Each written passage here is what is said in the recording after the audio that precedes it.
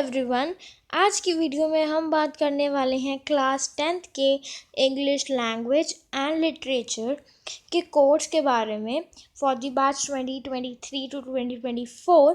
जिन बच्चों को नहीं पता है कि हमारा इंग्लिश का कोर्स क्या है या फिर हमारे एग्ज़ाम पैटर्न क्या है या किस चीज़ की वेटेज कितनी है, how we need to prepare, ये सारी चीज़ें आज हम इस वीडियो में कवर करेंगे। एंड ये एक पीडीएफ है जो कि सीबीएसई के द्वारा जारी की गई है। मतलब सीबीएसई की वेबसाइट पे भी आप ये पीडीएफ देख सकते हैं। इस पीडीएफ में सीबीएसई ने आपको सारे अपने पूरे इंग्लिश के बारे में बताया है that what is your syllabus for English grammar, for English literature, and what is the paper pattern to be followed for 80 marks paper, the weightage, the internal assessment, everything. So बिना किसी देरी के हम शुरू करते हैं।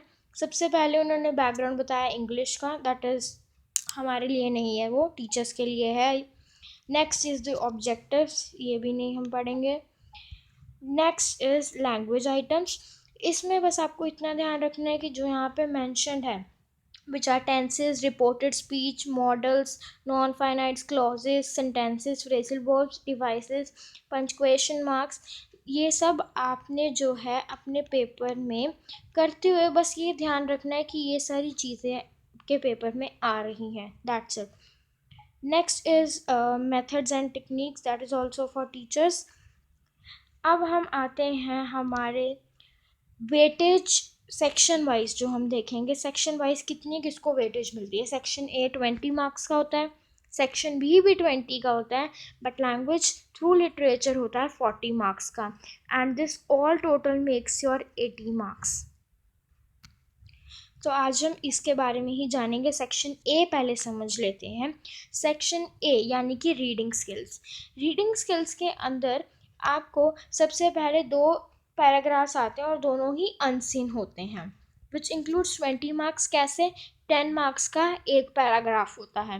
पहला पैराग्राफ होता है डिस्कर्सिव पैसेज, जो दूसरा होता है वो होता है केस बेस्ड और द फैक्चुअल पैसेज, जिसमें फैक्ट से भरा होता है या केस स्टडी टाइप एक पैसेज होता है। और इस केस बेस में आपको विजुअल रिप्रेजेंटेशन भी दे सकते हैं, स्टैटिस्टिकल डाटा भी दे सकते हैं, चार्ट भी दे सकते हैं, या कोई पिक्चर भी दिखा के पूछ सकते हैं क्वेश्चंस। तो ये भी 10 मार्क्स का ही होता है। एज यू गो हायर आपका ये पैसेज कितने पार्ट्स में डिवाइड हो गया है? 2 पार्ट्स में, that is discursive and case based. Total length जो दोनों पैसेजेस की है वो अबाउट 600 to 700 वर्ड्स हैं। इसमें जो आपको जिस तरह के क्वेश्चन देखने को मिलेंगे वो होंगे एमसीक्यूज, ऑब्जेक्टिव वही हो गए, शॉर्ट आंसर्स जो कि आप 30 to 40 वर्ड्स में ही आंसर करोगे। Next is your section B which is of 10 marks. Section A 20 का कैसे था? क्योंकि 10 के एक एक पैराग्राफ था।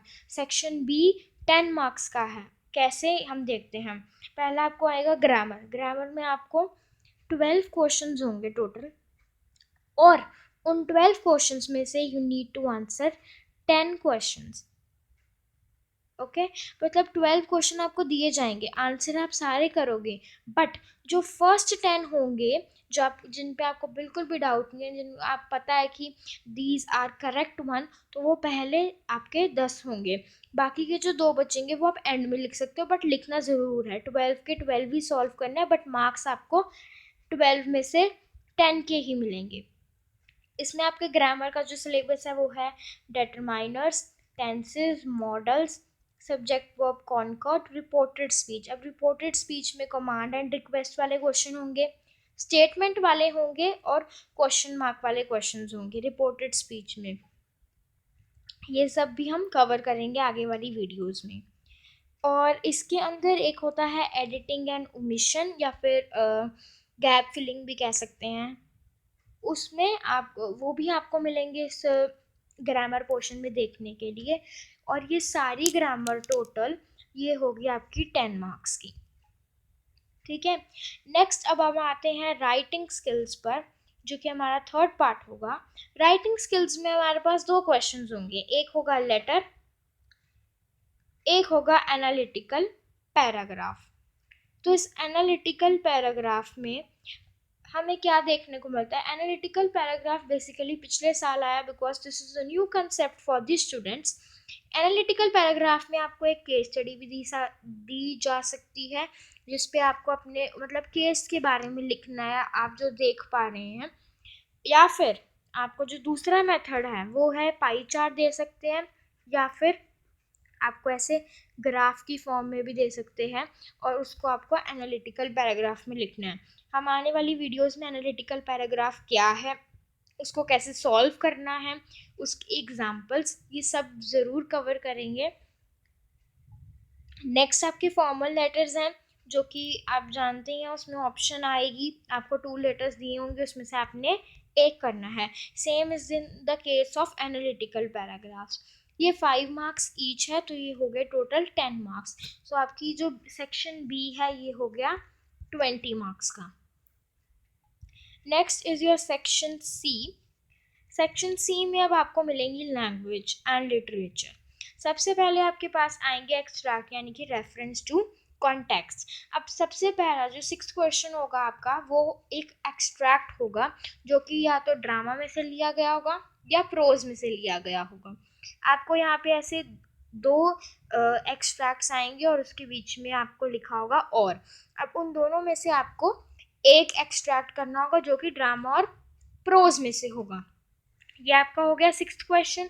अब 7th क्वेश्चन आपको वो देंगे जिसमें पोएम में से एक्सट्रैक्ट लिया गया होगा। जैसे पिछले साल there was a poem name Amanda a tiger in a zoo. अब एक एक्सट्रैक्ट है अमांडा का और उसमें और डाल के अ टाइगर इन अ जू में से दे दिया। अब मैं इन दोनों में से आई चूज दैट कि मेरे को अमांडा वाला एक्सट्रैक्ट करना है, so I would be doing 7th का A part. I will be writing the answer for this part. इसमें चॉइस आएगी आपको दोनों एक्सट्रैक्ट में, चाहे वो ड्रामा या पोज में से हो या पोइट्री में से हो। And these 2 questions are separate, 6th and 7th question. अगला और यस मेन इंपॉर्टेंट पार्ट जो आपको एक्सट्रैक्ट्स में देखने को मिलेगी, दैट विल बी या तो वो एमसीक्यूज में होगा, या ऑब्जेक्टिव क्वेश्चंस होंगे, या वेरी शॉर्ट या फिर शॉर्ट आंसर क्वेश्चन होंगे, depending upon the type of question they ask. Next thing is short and very long answer question answers।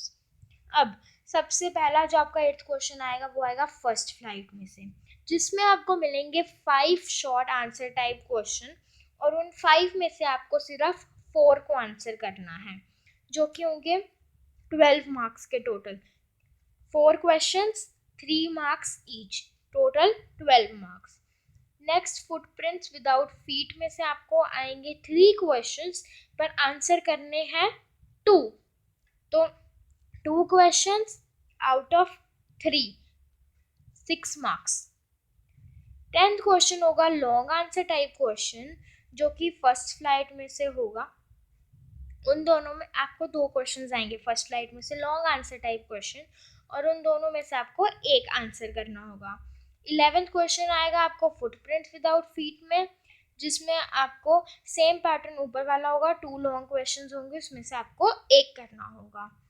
अब नेक्स्ट बात करते हैं जो बुक्स सीबीएसई ने हमें प्रिस्क्राइब की हैं, वो है सबसे पहले फर्स्ट फ्लाइट, जिसके अंदर आपके सारे प्रोज आते हैं। A Letter to God is your first chapter. Nelson Mandela, Long Walk to Freedom, 2 stories about flying, From Diary of Anne Frank, Glimpses of India, Miserable the Otter, Madam Red Sea Bus, Sermon at Benares and Proposal is a Play.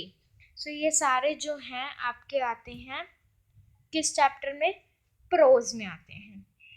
Next come your poems, that is just of snow, fire and ice, a tiger in a zoo, How to Tell Wild Animals, Ball Poem, Amanda, Trees, Fog, Tale of Custard Dragon for Anne George। ये सारी हैं आपकी poems जो कि हम आपके syllabus में आपको पढ़नी है। Next comes from the footprints without feet, जो कि हो गया time of surgery, thief story, midnight visitor, a question of trust, footprint without feet, making of scientist, necklace, Bholi and the book that save the earth. Literature का syllabus almost previous year वाला ही है। सो आपको जो 2 बुक्स हैं वो है first flight and footprints without feet. The third book that is prescribed is Words and Expression 2 workbook है। ये एक वर्कबुक है, ये डिपेंड करता है कि आपका स्कूल आपको ये बाय करने के लिए कहता है या नहीं, दैट डिपेंड्स आपके स्कूल पे। नेक्स्ट कम, ये है एक ओवरव्यू कि आपका जो पेपर है वो कैसा आपको मिलेगा, मतलब आपके कहाँ से कैसे कैसे नंबर जुड़ेंगे। रीडिंग कॉम्प्रिहेंशन हमने देख लिया which was of 20 marks, writing and grammar also 20 marks, language and literature 40 marks. ये टोटल आपका बनाता है 80 मार्क्स, और 100 का पेपर होता है, मतलब आपकी 20 जो होती है वो इंटरनल असेसमेंट होती है। बाकी आप अपनी CBSE की वेबसाइट पे भी ये सब चेक कर सकते हैं इंटरनल असेसमेंट के बारे में। So this was all for class 10th English language and literature. Meet you in the next video. Bye for now.